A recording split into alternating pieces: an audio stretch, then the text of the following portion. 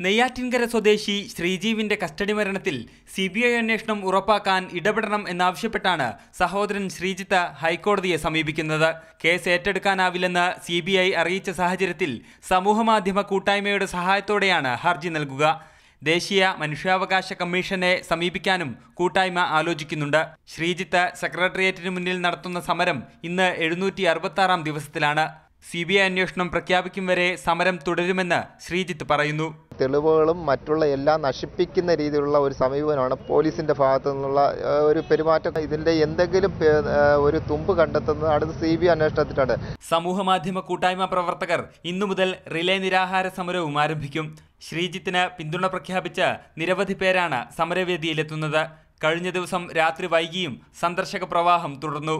അന്വേഷണം നടത്താനാവില്ലെന്ന CBI നിലപാട് പുനഃപരിശോധിക്കണം എന്നാവശ്യപ്പെട്ട് സംസ്ഥാനം കഴിഞ്ഞ ദിവസം കേന്ദ്രത്തിന് കത്തയച്ചിരുന്നു. മാതൃഭൂമി ന്യൂസ്, തിരുവനന്തപുരം.